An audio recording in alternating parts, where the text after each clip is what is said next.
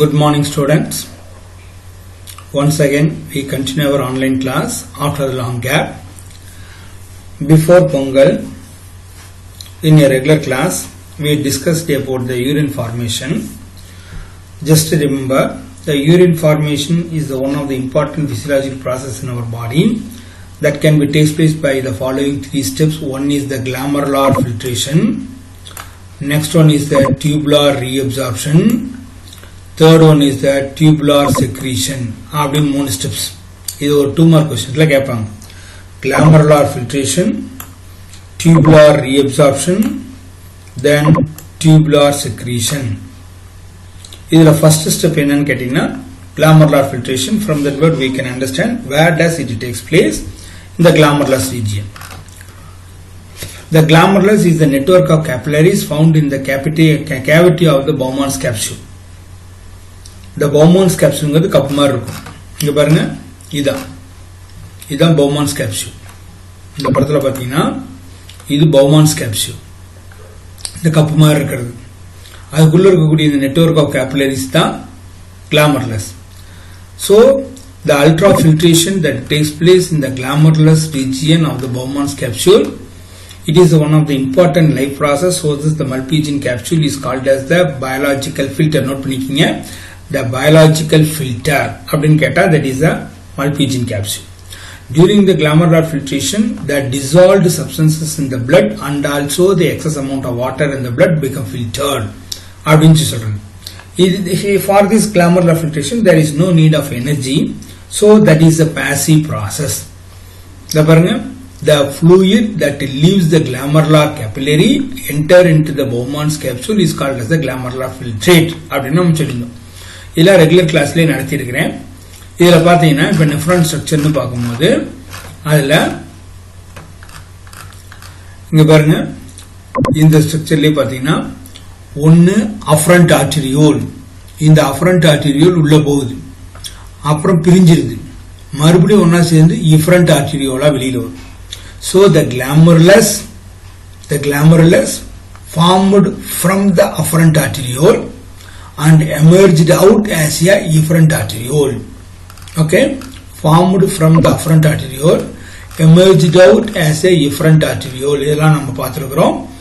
Okay, and the glomerulus is nothing but the capillaries where the hydrostatic pressure is எவ்வளவு 55 அப்படின்னு நம்ம சொல்றோம். The glomerular hydrostatic pressure is 55 mmHg. How does it occur அப்படின்னு பார்க்கும்போது இங்க பாருங்க, அதுக்கு ஒரு pressure variation நம்ம சொல்லியிருக்கோம். The net filtration force, how does or what are the force behind it for the glomerular filtration அப்படின்னா, the net filtration force, the glomerular hydrostatic pressure. See, in other regions of the body also the capillaries are pressure.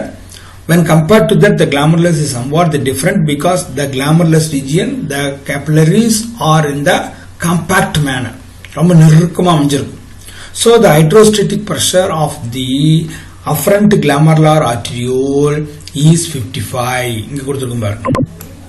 அதிலிருந்து we are going to deduct the opposing pressure. எது the opposing pressure? The colloidal osmotic pressure of the non-diffusible plasma protein. நல்லா கவனிச்சுக்கணும். The colloidal osmotic pressure of the non-diffusible plasma protein.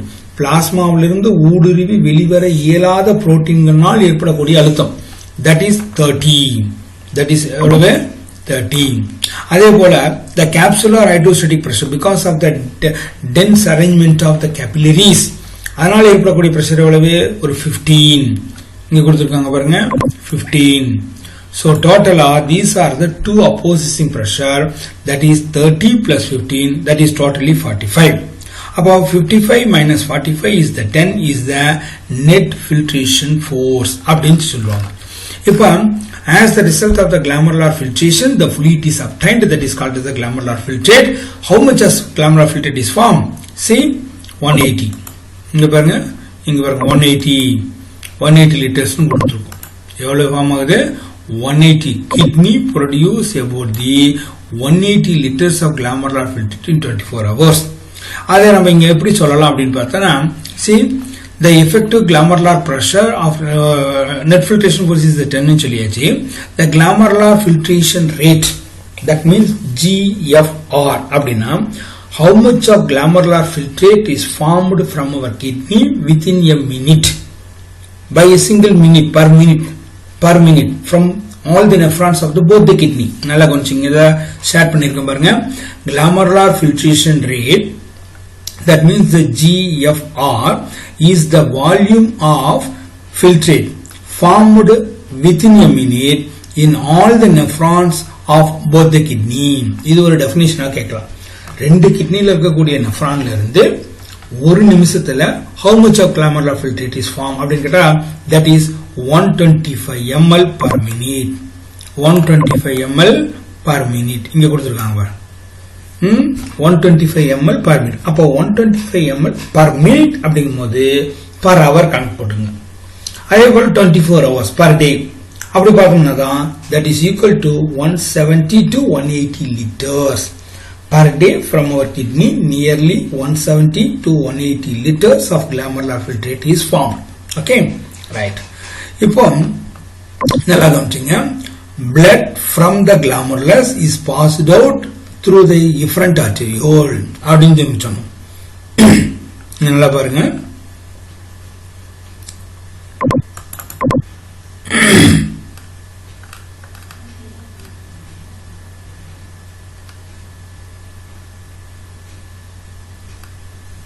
See, this is the human excreted nephron. This is the nephron. இங்க பாரு, இந்த cup மாதிரி இருக்கிறது தான் Bowman's capsule. அவங்க எழுதிருப்பாங்க பாருங்க, Bowman's capsule. இதுல the network of blood capillaries, that is called the glomerulus. The glomerulus is formed from the afferent arteriole and emerged out as an efferent arteriole. இங்க எழுதிருக்கும் பாருங்க, glomerulus is the tuft of capillaries formed by afferent arteriole, and the blood from the glomerulus is carried away from by the efferent arteriole. உள்ள வரது afferent, வெளியில போறது efferent arteriole. மறந்துட கூடாது. ஓகேவா? Right. இங்க பாரு, அதான் இங்க எழுதிப்பாங்க. The blood from the glomerulus is passed out through the efferent arteriole. The smooth muscles of the efferent arteriole contract, resulting the vasoconstriction. சரி, ஓகே. இப்போ அடுத்தது table 8.1 shows the relative concentration of the substances in the blood plasma and also the glomerular filtrate. இப்போ நல்லா கவனிச்சீங்க. இந்த படத்தை பாருங்க. இது வழியா பிளட் உள்ள வருது, இங்க ஃபில்டர் ஆயிடுது, இங்க வெளியில போயிடுது. இப்ப அடுத்த டயக்ராம் பாருங்களேன். இப்போ இந்த இடத்துல ஃபில்டர் ஆகும், ஃபில்டர் ஆகி இப்படி வெளியில வருது. ஓகே, இன்னொரு படத்தை நான் காமிக்கிறேன்.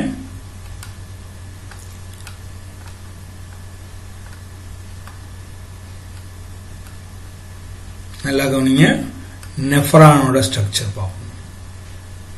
நெஃப்ரானோட ஸ்ட்ரக்சர் ஆஃப் நெஃப்ரான் அப்படின்னு எடுத்துக்கிட்டோம்னா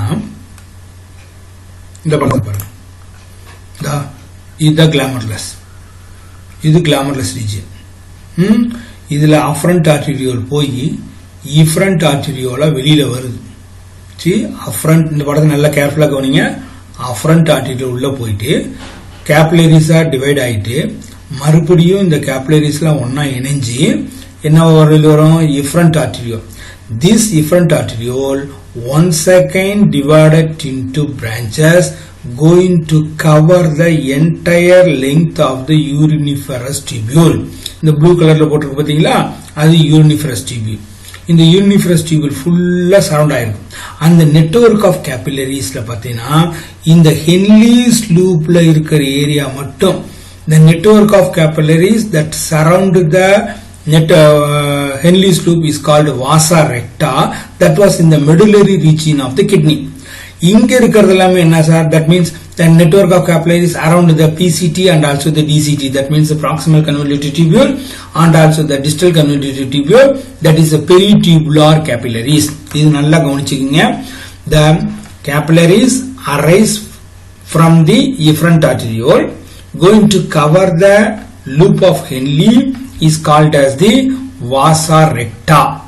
Adhe network of capillaries that covers the PCT and DCT, that is called peritubular capillaries. Marandakudad. A minute vessel of this network run parallel to the Henle's loop, forming the U shape that is called vasa recta. In the area. Adhe mele glomerulus region, the afferent arteriole emerging from the glomerulus form a fine capillary network around what? Around the PCT and also the DCT, that is called peritubular capillary. இப்போ இந்த glomerular filtrate Bowman's capsule இருந்து வெளியில வருது. அந்த ஃபில்ட்ரேட்டும் சுத்தி இருக்கக்கூடிய பெரிடியூபுலர் capillaries இருக்கக்கூடிய பிளட்டும் பாத்தீங்கன்னா சேம் கான்சென்ட்ரேஷன் அப்படிங்கிறாங்க. The glomerular filtrate is similar to the plasma except the fact it has no plasma protein. Plasma proteins are the large molecules that cannot be come out. And the filter while doing the glomerular filtrate, the plasma proteins cannot be come out because they are the large molecules. அதனாலதான் அந்த hydrostatic pressure அங்க அதிகமாகிறது காரணம். ஓகேவா? இப்போ நீங்க இந்த டேபிள்ல பாருங்க. The table. Concentration of the substances in the blood plasma as well as the glomerular filtrate. In water 900. Protein பாரு plasmaல 80 இருக்கும். ஆனா வெளியில வரது ஃபில்டர் ஆகுது only just 0.5 தான். 0.05 தான். இது அமினோ ஆசிட்ஸ் பாரு 0.5. குளுக்கோஸ் பாருங்க 1. யூரியா 0.3. Uric acid 0.04. இதே creatinine 0.01. and the inorganic ions 7.2. So be clear, the glomerular filtrate and also the surrounding blood in the peritubular capillary are in the equal concentration, so that is isotonic in nature. And also only the fact it has no protein. The glomerular filtrate is differ from the plasma only by the absence of the plasma protein. Plasma protein இல்லைங்கிறத தவிர மற்ற எல்லாமே பிளாஸ்மாவில் எவ்வளோ இருக்குமோ அதே அளவு இதுல இருக்கும். சரி, the cortical nephron, நம்ம ரெண்டு விதமான நெஃப்ரான் சொல்லியிருக்கோம். cortical nephron, juxtamedullary nephron. இங்க பாருங்க, இந்த படத்தை நம்ம புக்ல பாத்தீங்கன்னாலே தெரியும். இங்க பாருங்க, ரெண்டு விதமான நெஃப்ரான் சொல்லியிருக்கோம். if the Henle's loop is very short, the length of the Henle's loop சின்னதா இருந்தா that is called cortical nephron. இதே நல்ல பெருசா இருந்துச்சுன்னா that is called juxtamedullary nephron. அப்ப அந்த juxtamedullary nephron may extended to the deepest part of the medulla of the kidney. இந்த cortical nephronல அந்த மாதிரி இருக்காது. Okay, right. இப்போ இந்த டாபிக் வாங்க. இங்க பாருங்க, the cortical nephron, the blood from efferent arteriole flow into the peritubular capillary bed and enter into the venous system, carrying with the recovered solute and water from the interstitial fluid that surround the tubule. Peritubular, the cortical nephron, the length is very less. Cortical nephron la loop of Henle oda length romba kammi. அதனால அங்க we can't expect the presence of vasa recta. அந்த ஹென்லிஸ் லூப்பை சுத்தி வாசா ரெக்டா இருக்குமானா சொல்ல முடியாது. ஏன்னா அதோட லெங்த் கம்மி. ஹென்லிஸ் லூப்போட லெங்த் கம்மி எங்க கார்டிகல் நெஃப்ரான்ல. அதனால the capillary bed formed from the efferent arteriole, such as called as the peritubular capillary, going to surround the nephron and return back to the venous system. While during the returning back, the blood may absorb the various material from the interstitial fluid. Interstitial fluid அப்படின்னா அர்த்தம் செல்களுக்கு இடையேயான. இப்போ imagine பண்ணிக்கோங்க, இந்த படத்திலே கூட பாருங்களேன். இந்த படத்திலே கூட பாருங்க. சரி, இதான்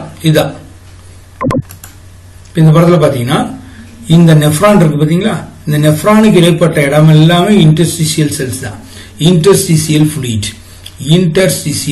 தான். நெஃப்ரானை சுத்தி இருக்கிற இடம் எல்லாமே இன்டர்ஸ்டிஷியல் ஃப்ளூயிட். அது பார்த்து இதுதான் கிட்னின்னு சொன்னோம் இல்லையா? இந்த கிட்னில ஸ்ட்ரக்சரல் ஃபங்க்ஷனல் யூனிட் என்ன? நெஃப்ரான். இந்த பாரு இதுல பாத்தீங்கன்னா தெரியும் இதுல ஓகேவா இது நெஃப்ரான் இது கார்டெக்ஸ் ரீஜியன் மெடுலரி ரீஜியன் அப்படின்னு சொல்றது இங்க பாருங்க இப்போ இதான் நெஃப்ரான் இது நெஃப்ரான் இந்த நெஃப்ரானுக்கு இடையில கீழே இங்க இருக்கிறது எல்லாமே என்ன சார் அப்படின்னா இன்டர்ஸ்டிசியல் ஃப்ளூயிட் இப்போ ஒரு நெஃப்ரான் எடுத்துக்கிட்டா இந்த பாயிண்ட் நல்லா கவனிச்சிங்க இன் எ nephron the glomerulus and the PCT and the DCT இதெல்லாமே எங்க இருக்குன்னா கார்டெக்ஸ் ரீஜியன்ல தான் இருக்கும் இந்த லூப் ஆஃப் ஹென்லியும் end of the collecting duct தான் மெடுலா ரீஜியன்ல இருக்கும் These arrangements is very important for the formation of the concentrated urine in the human beings. Human beings are producing the highly concentrated urine because of the arrangement of the nephron. ஒரு nephron எடுத்துக்கிட்டோம்னா அதுல glomerulus Bowman's capsule region and the proximal convoluted tubule region, distal convoluted tubule region and the beginning of the collecting duct இதெல்லாமே present in the cortex region. இந்த medulla region என்ன இருக்குன்னா the Henle's loop of Henle and also the end of the collecting duct.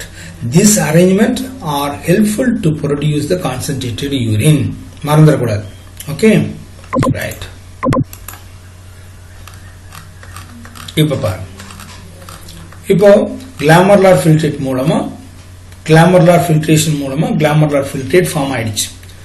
அந்த glomerular filtrate is identical to the plasma. ஏனா in both the glomerular filtrate இந்த படத்துல பாருங்க both the glomerular filtrate and also the plasma இது blood plasmaவும் glomerular filtrateம் பாத்தீங்கன்னா அதில் இருக்கக்கூடிய materials அதனுடைய concentration is almost equal. So whenever the glomerular filtrate enter into the proximal convoluted tubule, its concentration and also the surrounding blood concentration is equal. So we can say that is in the isotonic condition. ரெண்டுமே சமநிலையில இருக்கு. இப்போ just imagine the glomerular filtrate பாருங்க. The concentration of the glomerular filtrate அதுல என்ன இருக்கு 900 water இருக்கு. அதே போல அமினோ ஆசிட்ஸ் இருக்கு, குளுக்கோஸ் இருக்கு, யூரியா இருக்கு, uric acid and also the 7.2 என்னது inorganic material. All these materials, all such inorganic materials are very essential to our body and also this water 900. Imagine suppose this much amount of water going to be eliminated, we can't live because of the rapid dehydration of the body, we can't live, we can't imagine our life. So from the glomerular filtrate that enormous amount of water and also this much amount of the inorganic salt should be reabsorbed. That is the second step in the urine formation, that is called tubular reabsorption. The tubular reabsorption is the second step in the urine formation. In the tubular reabsorption is very important process by which only the concentrated urine is formed and also the most essential substances which are present in the glomerular filtrate can be absorbed. Okay, parang. The tubular reabsorption in atom, this involves the movement of filtrate back into the circulation and the glomerular filtrate materials are returned back to the blood. That is the tubular reabsorption. The volume of filtrate is formed per day is what 170 to 180 liters. நம்ம இங்க சொன்னோம்ல எங்க வந்தீங்க 125 ml per minute நான் சொன்னேன். ஒரு நிமிஷத்துக்கு 125 னா one day க்கு எவ்வளவு? One day க்கு 170 to 180 liters. But we are going to release what?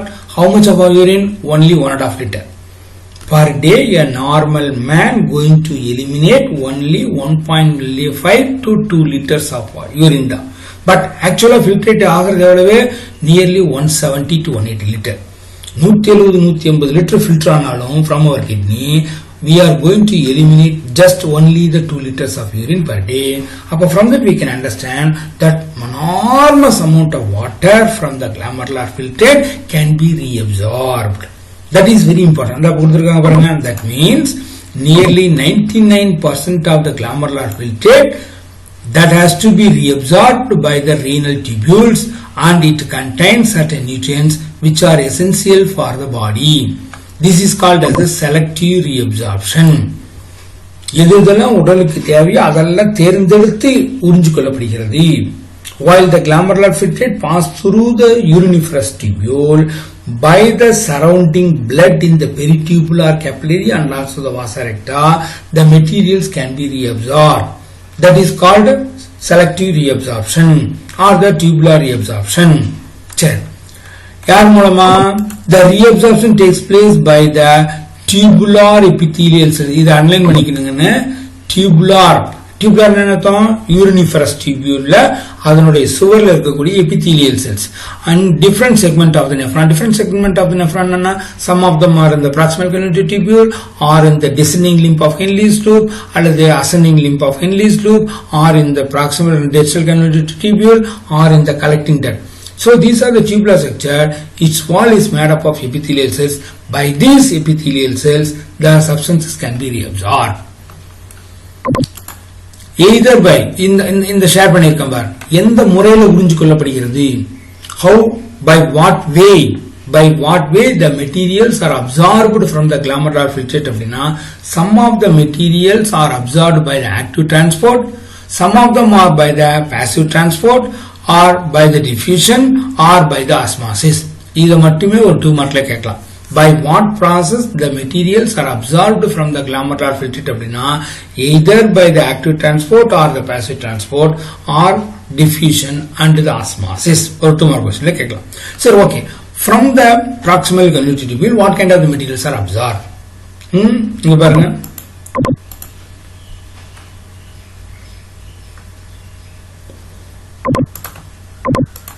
இது என்ன பகுதி? இந்த பகுதி என்னது? proximal convoluted tubule. இது distal convoluted tubule. இது என்னது? Henle's loop. இந்த Henle's loopல this is the descending limb of Henle's loop. This is the ascending limb of Henle's loop. This is the collecting duct. நல்லா பாத்துங்க. இதுல இந்த descending limb பாத்தீங்கன்னா is thinner in nature, more permeable to water. இதே ascending limb பாத்தீங்கன்னா thick in nature, that is non-permeable to water but the permeable to the solute. Solute means what? கரை பொருள் இல்லையா? அப்போ இந்த பாயிண்ட் நான் சொல்ற பாயிண்ட் ரொம்ப முக்கியம். The ascending limb of the Henle's loop is more thick in nature, that is non-permeable to water but the permeable to solutes. இதே descending limb எடுத்துக்கிட்டோம்னா it is thin in nature which is more permeable to water. Water molecules வெளியில போறதுக்கான வாய்ப்பு அதிகம். Okay,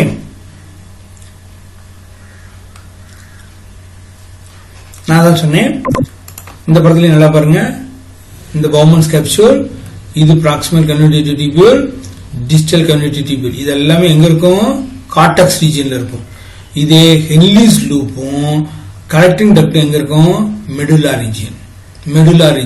தவிர Malpighian body and PCT and DCT are situated in the renal cortex. Loop of Henle in the medulla region. அது ரொம்ப முக்கியம்.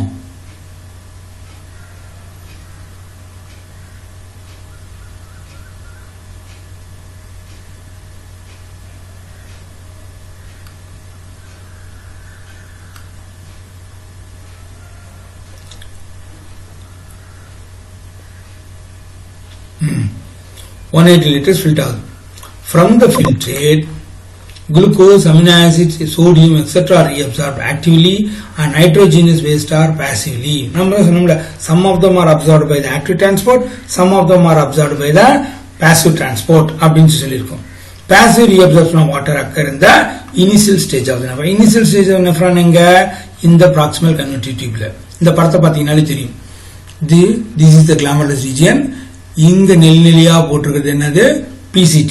இந்த PCT ல பாரு bicarbonate, sodium chloride, water and the glucose molecules, ammonia, hydrogen இதெல்லாமே உள்ள போகுது. இது பொட்டாசியம்லாம் வெளியில வருது. பாரு sodium chloride, water, nutrients, bicarbonate இதெல்லாம் அப்சார்ப் ஆகும். இதே மாதிரி தான் distal converted டியூபில். Okay, right. 180 liters of glomerular filtrate form ஆனாலும் அதிலிருந்து 99% of the substances are become reabsorbed. So elimination எவ்வளவு 1.5 liter தான் இல்லையா? From the filtrate glucose, amino acids, sodium எல்லாமே அப்சார்ப் ஆயிக்கும். இப்போ இந்த PCT னா proximal convoluted tubule.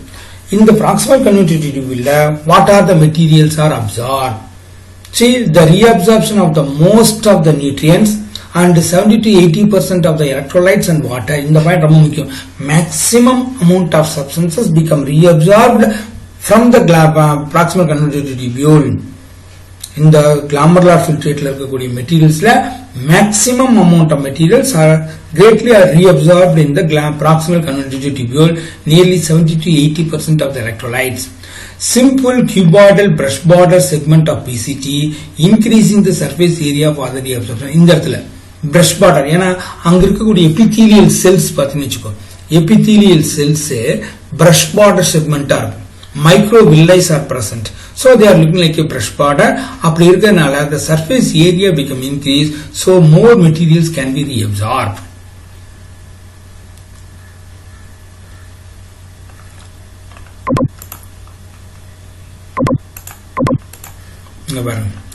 Proximal convoluted tubule நம்ம புக்ல இருக்குது glucose, lactose, amino acids, sodium, water in the filtrate is reabsorbed in the PCT. என்னென்ன மெட்டீரியல்ஸ் எல்லாம் அப்சார்ப் ஆகும்? proximal convoluted tubule என்னென்ன மெட்டீரியல்ஸ் எல்லாம் அப்சார்ப் ஆகும்? Sodium is absorbed by active transport through the sodium potassium pump in the PCT. இது ஒரு முக்கியமான point. நல்லா கவனிச்சுங்க. சோடியம் பொட்டாசியம், சோடியம் இழுத்துட்டு பொட்டாசியத்தை வெளியேற்றிடும். சோடியத்தை உள்ள நிறுத்திக்கிட்டு பொட்டாசியத்தை வெளியில அனுப்பும். அதான் sodium potassium exchange pump. Small amount of urea and also the uric acid also reabsorb. One more point, uric acid and the urea, that is the nitrogenous waste material. So what are the substances are absorbed in proximal convoluted tubule அப்படின்னா இதான் list. என்னென்ன? glucose, lactose, amino acids, sodium, water and also the some amount of urea and uric acid. சரி, இப்ப அதுக்கு அடுத்து என்ன வருது? descending limb of Henle's loop. In the U-shaped structure, the Henle's loop that was present in the medulla region of the kidney. அதுல கீழ இறங்கும் குழாய், that is the descending limb of Henle's loop. எதுங்க? descending limb of Henle's loop. பாருங்க இது. This is the descending limb of Henle's loop.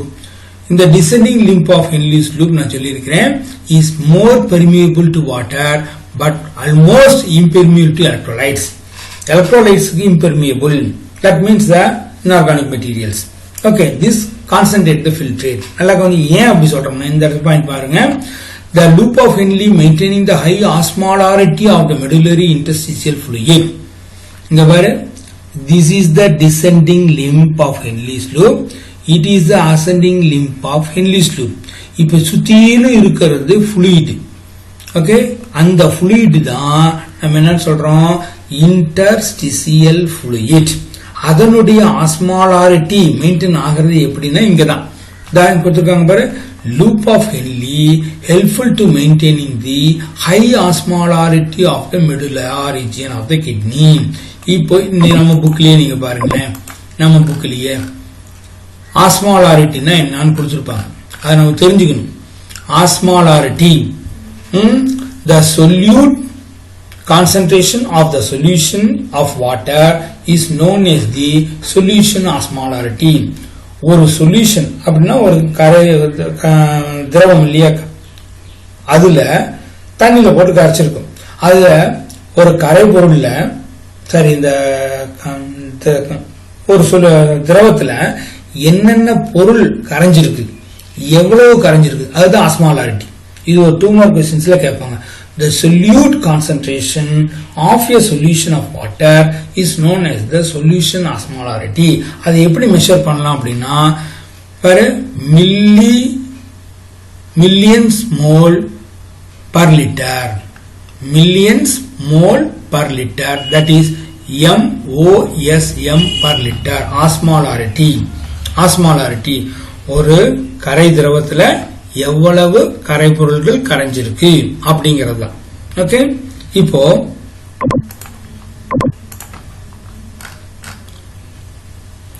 இந்த descending lymph இல்லையா, அதான் நான் இங்க சொன்னேன். இத பாருங்க, இங்க சுத்தி இருக்கிறதெல்லாம் இது டிசெண்டிங் லிம்ப், அசெண்டிங் லிம்ப். இப்ப இந்த மெடுலார் ரீஜியன்ல இந்த மாதிரி ஏகப்பட்ட மில்லியன்ஸ் ஆஃப் நெஃப்ரான்ஸ் இருக்கும். இந்த நெஃப்ரான்களுக்கு இடைப்பட்ட இடம் தான் interstitial cell, that was interstitial fluid area, the interstitial space that was filled with the interstitial fluid. அந்த இன்டர்ஸ்டிசியல் fluid ஆஸ்மாலாரிட்டி, அதுல எவ்வளவு கரைபொருட்கள் இருக்கு அப்படிங்கறத மெயின்டைன் பண்ணணும். அதுக்கு யார் ஹெல்ப் பண்ணுவாங்க அப்படின்னா loop of Henle. Loop of ஹென்லினுடைய descending limb and also ascending limb. இப்ப இந்த டிசெண்டிங் லிம்ப் எடுத்துக்கிட்டோம்னா மறந்துடக்கூடாது, that is more permeable to water but not permeable to the solutes. இத பாருங்க, எலக்ட்ரோலைட்ஸ். எலக்ட்ரோலைட்ஸ் அது வழியா ஊடுருவி வர முடியாது, ஆனா தண்ணி வர முடியும். அப்ப கிளாமர்லார் ஃபில்ட்ரேட்ல இருந்து இத பாரு, இதுக்குள்ள போயிட்டு இருக்கக்கூடிய கிளாமர்லார் ஃபில்ட்ரேட்ல இருந்து water molecules can be come out. அப்படி வாட்டர் மாலிகூல்ஸ் வெளியில வரதுக்கான துவாரம் இருக்கு பாத்தியா, தட் இஸ் கால்ட் அக்வாபோரின்ஸ். நம்ம புக்ல பார்த்தீங்கன்னா தெரியும், தட் இஸ் கால்ட் அக்வாபோரின்ஸ். இங்க கொடுத்திருக்காங்க பாருங்க, aquaporins are the water permeable channel, that is a membrane transport protein that allow the water to move across the epithelial cells in retention of the in relation to osmotic difference from the lumen to the interstitial fluid. இந்த lumen யாரு, descending limb உள்ள இருக்கக்கூடிய tube, அந்த டியூபோட இடைவெளி இல்லையா. அப்ப descending limb எப்படி, epithelial cells. அப்போ அந்த எபிதீலியல் செல்ஸ் மூலமா வாட்டர் மாலிகூல்ஸ் வெளியில வருது. அந்த வாட்டர் பெர்மியபிள் சேனலுக்கு தான் பேரு அக்வாபோரின்ஸ். இந்த அக்வாபோரின்ஸ் ஆர், நல்லா பாத்துங்க, அக்வாபோரின்ஸ் கொடுத்திருக்கேன். இந்த aquaporins are the water permeable channel. அந்த water permeable channel are more in the descending limb of Henle's loop. இந்த ஹென்லிஸ் லூப்லயும் இந்த collecting ductலையும் such kind of aquaporins are more in number. So these two, what are they? In the descending limb of Henle's loop, collecting ductum are more permeable to water, but at the same time they are not permeable to electrolyte, that is the solutes. Almost impermeable to electrolytes. இது ascending limb எடுத்துக்கிறோம். இது ascending limb usually எப்படி, that is thick in nature. Descending limb ஓட compare பண்ணும்போது ascending limb is usually thick in nature, that minimum absorption நடக்கும். It is impermeable to water because of the thickness of the wall of the ascending limb. It is impermeable to water but allow the electrolytes. Just அப்படியே எதுக்கு, இங்க descending limbக்கு நேர் எதிராங்க. descending limb பாத்தீங்கன்னா thin, ascending limb thick. descending limb permeable to water, ascending limb impermeable to water. descending limb பாத்தீங்கன்னா impermeable to electrolytes, ஆனா ascending limb is permeable to electrolytes. இங்க descending limbல permeable to water அப்படிங்கறனால fluid என்ன ஆயிடும், filtrate fluid concentrated மாறிடும். இத பாருங்க, இங்க கொடுத்திருப்பாங்க. அதே இங்க வரும்போது from that the solutes, that means electrolytes are removed, they are permeable to go out. So இங்க வரும்போது என்னன்னா concentration குறைஞ்சிரும். அதான் இங்க கொடுத்திருக்காங்க, இங்க நல்லா கவனிச்சுக்கங்க. descending limbல concentration of the fluid அதிகமாகும். இதே ascending limbல concentration குறைஞ்சிரும். அதனால இங்க concentrated மாறும், இங்க dilute மாறும். மறந்துடக்கூடாது. Okay,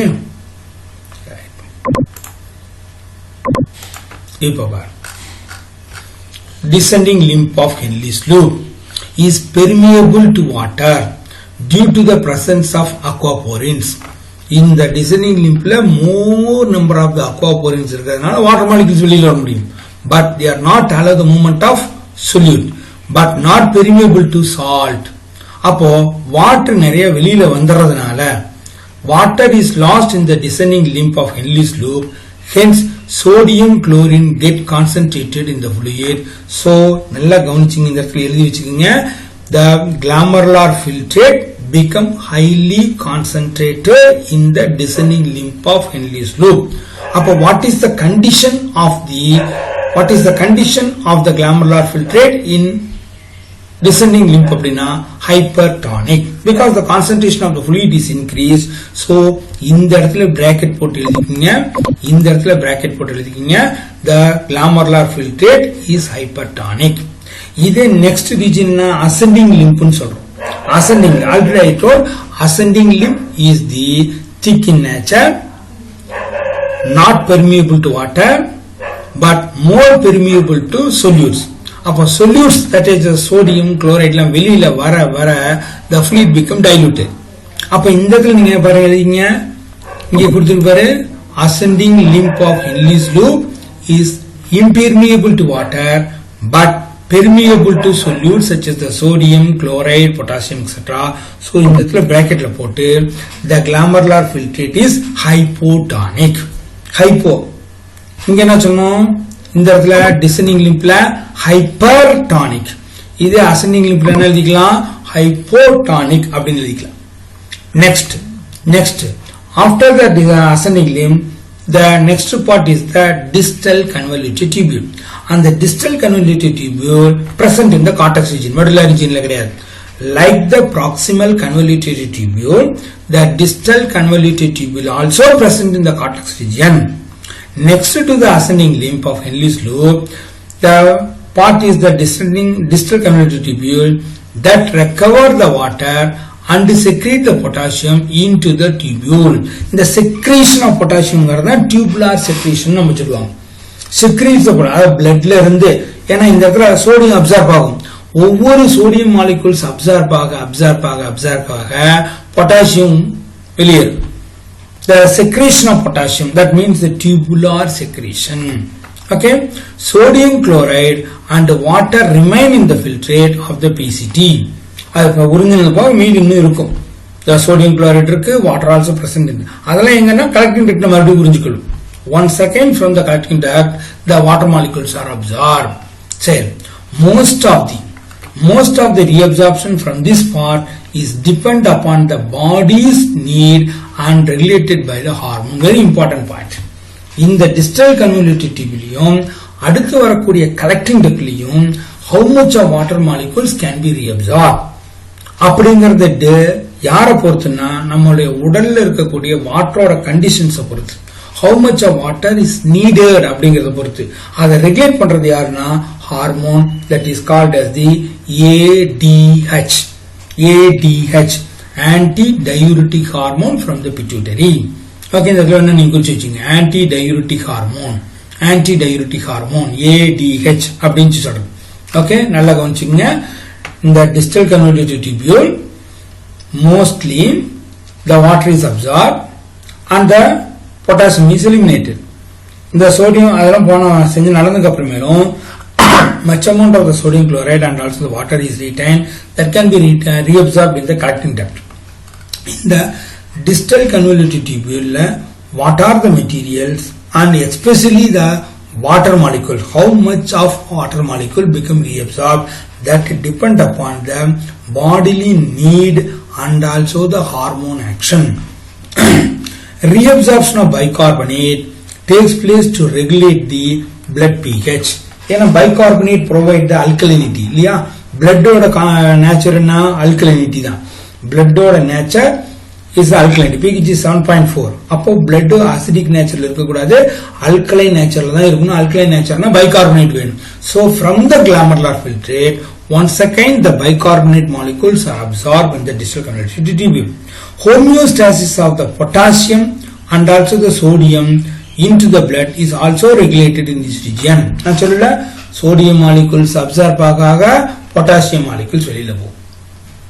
Okay, from the blood through the epithelial cells the potassium is eliminated. From the glomerular filtrate through the epithelium sodium is absorbed. அப்போ சோடியத்துக்கு பொட்டாசியம் அல்லது பொட்டாசியத்துக்கு சோடியம் எக்ஸ்சேஞ்ச் ஆகும். பிளட்ல இருந்து இன்டர்ஸ்டிஷியல் fluid மூலமா epithelial cells மூலமா glomerular filtrate க்கு potassium வந்துரும். அதே போல bloodல glomerular filtrate ல இருந்து epithelial cells மூலமா interstitial tissues மூலமா blood க்கு சோடியம் போய்டும். ஓகே, இது ரொம்ப ரொம்ப முக்கியம். இப்போ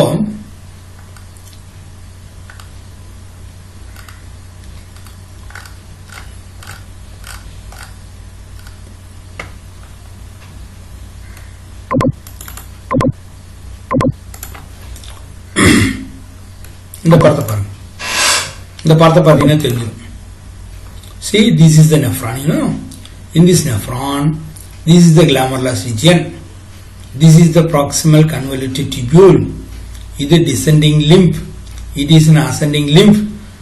Distal convoluted tubule and the collecting duct. நல்லா அப்சர்வ் பண்ணி பாருங்க. நான் ஜூம் பண்ணி கூட காட்டுறேன்.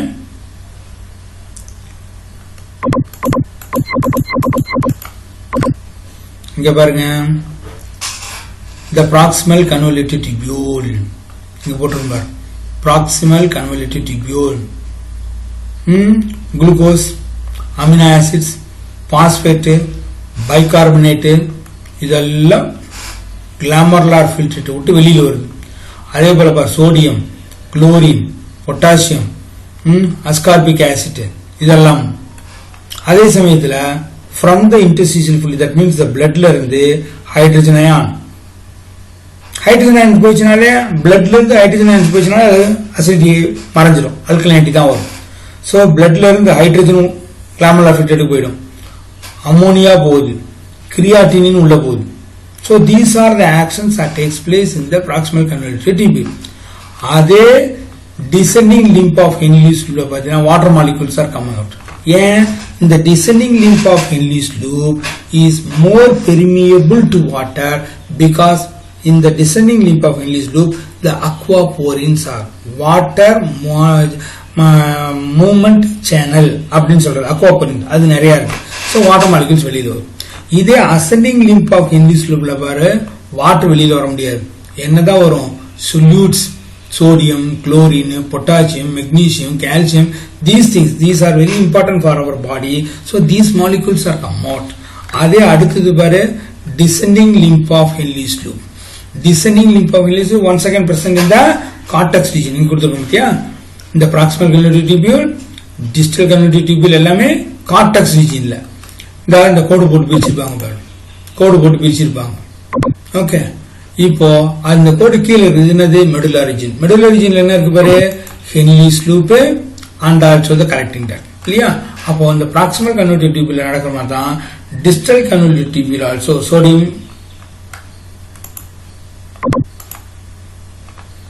sodium molecules, chlorine, phosphate, water, calcium இதெல்லாம் அப்சார்ப் ஆகும். அதே சமயத்தில் இங்க பாரு பொட்டாசியம் உள்ள வரும், ஹைட்ரஜன் உள்ள வருது, பைகார்பனேட் உறிஞ்சிக்கும். ஓகே, சோ the bicarbonate உறிஞ்சிக்கொள்ளப்படுது, ஹைட்ரஜன் வெளியேற்றப்படுது. இந்த ஹைட்ரஜன் பிளட்ல இருந்து இன்டர்ஸ்டிஷியல் fluid மூலமா கிளாமருலர் ஃபில்ட்ரேட்டுக்கு வந்துடும். அதே போல பொட்டாசியம். சோ இந்த மாதிரி பொட்டாசியம் ஹைட்ரஜன் அயான்ஸ்லாம் உள்ள வருது பத்தியா கிளாமருலர் ஃபில்ட்ரேட்டுக்குள்ள. That is called secretion, tubular secretion அப்படிம்பாங்க. மறுபடியும் ஒன்ஸ் அகைன் இந்த கலெக்டிங் டக்ட்ல பாரு, once again in the collecting duct the water molecules are absorbed. Water molecule அப்போ நல்லா கவனிச்சுங்க, the water molecules are absorbed in the proximal convoluted tubule as well as in the descending limb of Henle's loop and also collecting duct. மெயினா எங்க sir அப்படின்னா descending limb of Henle's loop and collecting duct the water molecules are greatly absorbed. So the concentrated urine form ஆகும். ஓகேங்க, right. இங்க பாரு distal convoluted tubule சொல்லியாச்சா? Right. அடுத்தது collecting duct. The collecting duct is more permeable to water. Already I told, because where the aquaporins are more in number. And also they secrete potassium. Potassium now வெளியில போகும். இங்க பாருங்க நான் சொல்லியிருக்கேன்,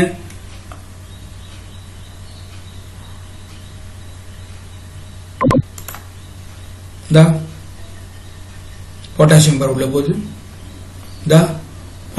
உள்ள போகுது, sodium வெளியில வந்துடும், பொட்டாசியம் உள்ள போகும், sodium வெளியில வந்துருது, chlorine வெளியில வந்துருது இல்லையா? அப்போ sodium chloride can be reabsorbed, potassium become eliminated. Eliminated அர்த்தம் they are going to enter in the tube. அப்போ அதுக்கு தான் பேரு tubular secretion. Okay, இப்போ நோட்ஸ் நல்லா கவனிங்க.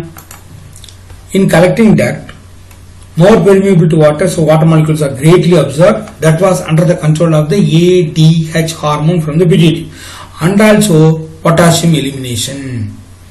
Okay, potassium வெளியில போயிட்டே இருக்கும். சோடியத்தை இந்த நல்லா கவனிச்சுங்க, இந்த சோடியம் உறிஞ்சிக்கிறது, பொட்டாசியம் வெளியில போகுது. இதுக்கு யார் சார் காரணம் அப்படின்னா அல்டோஸ்டிரோன் இஸ் a ஹார்மோன். இந்த இடத்துல என்ன எழுதிங்க, பெர்மியபிள் டு வாட்டர்னு போட்டுக்கிறதுல பிராக்கெட்ல ADH ஹார்மோன் அப்படின்னு எழுதிக்கோ. அதே போல secretes potassium. Potassium ions are actively transported into the tubule and reabsorb the sodium to produce the concentrated urine. இதுக்கு யார் சார் காரணம்? இந்த மூணு ஸ்டெப்புக்கு பொட்டாசியம் ரிலீஸ் ஆகுது, சோடியம் அப்சார்ப் ஆகுது. இதுக்கு யார் காரணம் அப்படின்னா இந்த இடத்துல பிராக்கெட்ல எழுதிக்கீங்க aldosterone hormone. Aldosterone hormone. These changes in permeability to water is due to the presence of number of water permeable channel in the called aquaporins. நான் ஏற்கனவே சொல்லியிருக்கேன், the aquaporins is the water permeable channel that was present in more number in the descending limb of Henle's loop and also the collecting duct. So the descending limb of Henle's loop and the collecting duct are more permeable to water because of the presence of more number of the aquaporins. So by this absorption of water, the glomerular filtrate become more and more and more time concentrated. Okay, அடுத்தது the last step in the urine formation, that is called the tubular secretion. Tubular secretion நல்லா கவனிச்சுக்கங்க. From the blood through the interstitial fluid, the substances are entered into the glomerular filtrate is called as the tubular secretion. Therefore substances such as the hydrogen, sodium and ammonia, creatinine and other organic acids move into the filtrate from the peritubular capillary through the into the tubular fluid. Tubular fluid and glomerular filtrate, that is called as the tubular secretion. அப்படியே bracket போட்டுக்கங்க, நான் share பண்ணிருக்கிறது blue கலர்ல போட்டிருக்கேன்.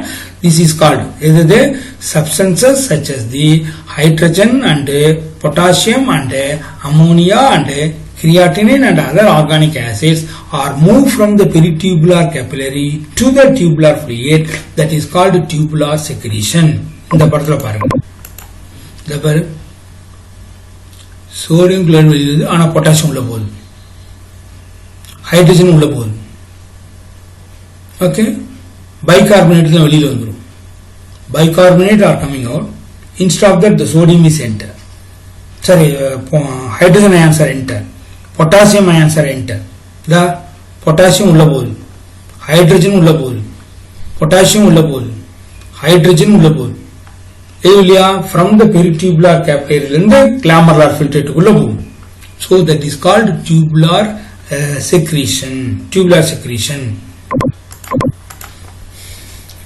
Most of the water is absorbed in the proximal convoluted tubule and sodium is exchanged of water in the loop of Henle. இந்த ரெண்டு விஷயம் நல்லா கவனிச்சுக்கோங்க. ரெண்டு விஷயம். Most of the water is absorbed in the proximal convoluted tubule. இந்த படத்தை பாருங்க, இந்த படத்தை பாருங்க, இங்கே வாட்டர் மாலிகூல்ஸ் நிறைய அப்சார்ப் ஆயிடும். In the proximal convoluted tubule, water molecules are greatly absorbed. And also in the Henle's loopல water molecules absorb ஆகுது, sodium absorb ஆகும். இங்க பாருங்க, most of the water molecules are absorbed in the proximal convoluted tubule and sodium is exchanged for water in the loop of Henle. சோடியத்தை உள்ள அனுப்பிச்சுட்டு water வெளியில எடுத்து. சரி, hypotonic fluid enter into the distal convoluted tubule and the substances such as the urea and the salt pass from the peritubular blood into the cells of the distal convoluted tubule. இங்க கவனிக்கணும், இங்க கவனிங்க, இங்க கவனிங்க. இது என்னது? கொஞ்சம் size என்ன பண்ணிக்கலாமா? இது ascending limb of Henle's loop. அப்படியே இது distal convoluted tubule. இந்த distal convoluted tubule one second நல்லா கவனிங்க, sodium molecules absorb ஆகும். sodium molecules phosphate absorb ஆகும். அதுக்கு பதிலா potassium உள்ள வருது, hydrogen உள்ள வருது. எங்க இருந்து இந்த empty space இதெல்லாம் என்னது interstitial fluid. அந்த interstitial fluidல இருந்து peritubular capillary வழியா இந்த fluidல உள்ள வரும். அதே போல பார் யூரியா பார் யூரியா இதுதான் இங்க சொல்லிருக்காங்க. இதுதான் நல்ல கவனி. hypotonic urine enter into the distal convoluted tubule. see இங்க ஃபார்ம் ஆகிறது ascending limb of Henle's loopல ஃபார்ம் ஆகிறது hypotonic. அது இங்க distal convoluted tubuleக்கு போகும்போது அங்க இருந்து என்ன ஆகும் யூரியா உள்ள போகும். ஏன்னா இந்த hypotonic urine இந்த ascending limb of Henle's loopல இருக்கிறது hypotonic urine. Such hypotonic urine when enter into the distal convoluted tubule, more amount of the material such as the sodium, chlorine, phosphate, calcium இதெல்லாம் reabsorb ஆகும். அப்ப என்னகும் உள்ளுக்குள்ள இருக்கக்கூடிய இந்த glomerular filtrate become highly concentrated and also more water become reabsorbed by the actions of ADH hormone. Under the action of ADH hormone from the glomerular filtrate water molecules are also absorbed. So the glomerular filtrate become concentrated. So it is a hypertonic urine. இங்க பாரு இங்க வந்து hypertonic ஆயிடும். Okay. The urine excreted, that is the excreted urine. Now வெளியேற்றக்கூடிய சிறுநீர் பார்த்தீங்கன்னா contain both the filtered and also the secreted substances. Glomerular filtrationல filter ஆன பொருளும் secretion மூலமா உள்ள வந்த பொருளும் ரெண்டும் கலந்து தான் the urine become eliminated. Once it enter into the collecting duct, water is absorbed and concentrated hypertonic urine is formed. இங்க பாருங்க இந்த யூரின் மறுபடியும் கலெக்டிங் டக்டுக்கு வருது. இந்த கலெக்டிங் டக்டுக்கு வரும்போது once again the water molecules are reabsorbed by the anti-diuretic hormone action. ADH hormone oda action nala from the collecting duct also the more water become absorbed. So inga filter ஆனதுக்கும் இங்க வெளியேறக்கூடிய சிறுநீருக்கும் பார்த்தீங்கன்னா it is highly concentrated.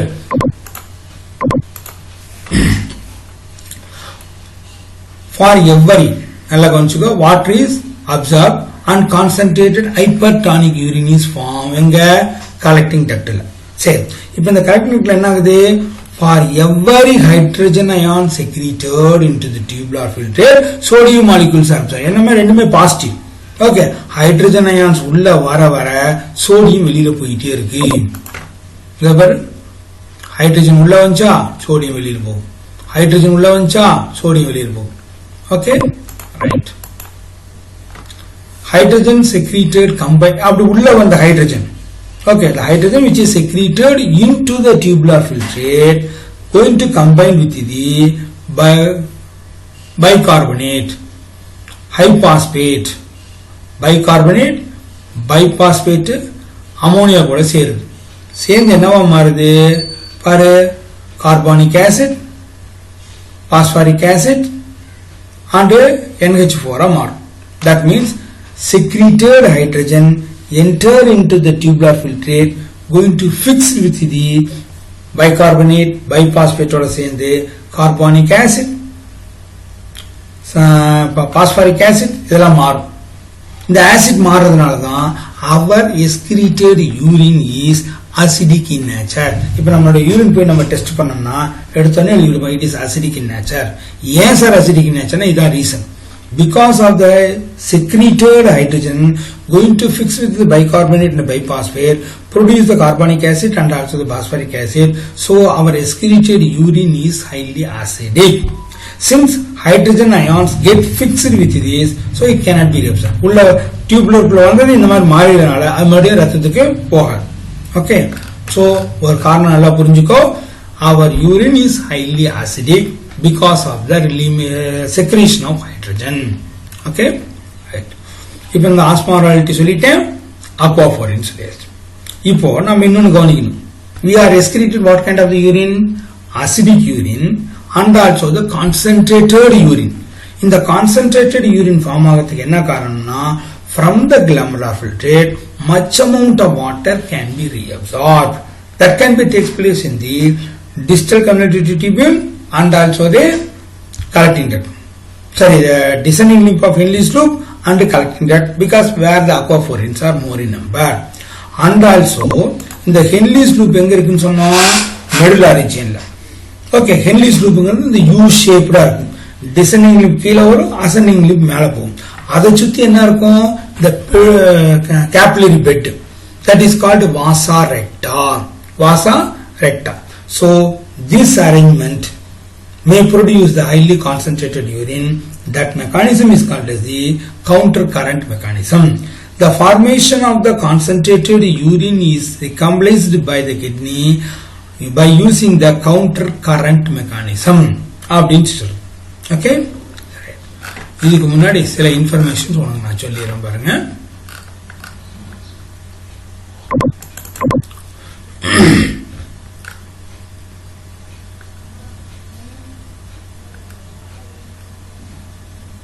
இதுதான் counter current mechanism. இது நம்ம புக்லயும் இருக்கு. நான் அடுத்த கிளாஸ்ல உங்களுக்கு டீட்டெயிலா சொல்றேன். Okay, it is a counter current mechanism. It is a counter current multiply. It is a counter current exchanger அப்படின்னு சொல்லுவாங்க. இது என்னது? Counter current multiplier, counter current exchanger அப்படின்னு சொல்லுவாங்க. இது ஹார்மோன் மெக்டூரிஷன், யூரின் வெளியில போறது, இது எல்லாமே. ஓகேவா? Right.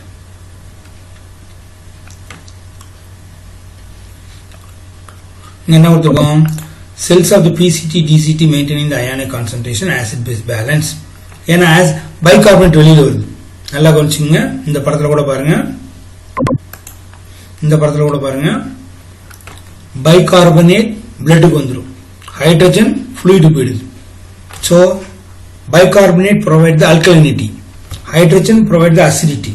So from the blood hydrogens are released, from the glomerular filtrate bicarbonates are absorbed.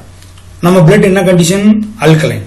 So blood ஓட pH range maintain பண்றதுக்கு இந்த process elimination of hydrogen, absorption of bicarbonate is very important. ஓகேவா?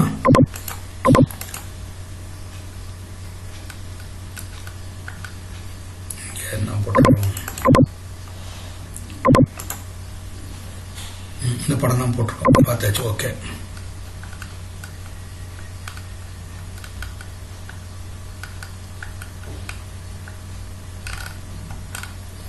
Right. இப்ப பாருங்க, இப்ப நடந்த ஏன்னா மெதுவாக நடத்திட்டு இருக்கிறேன்.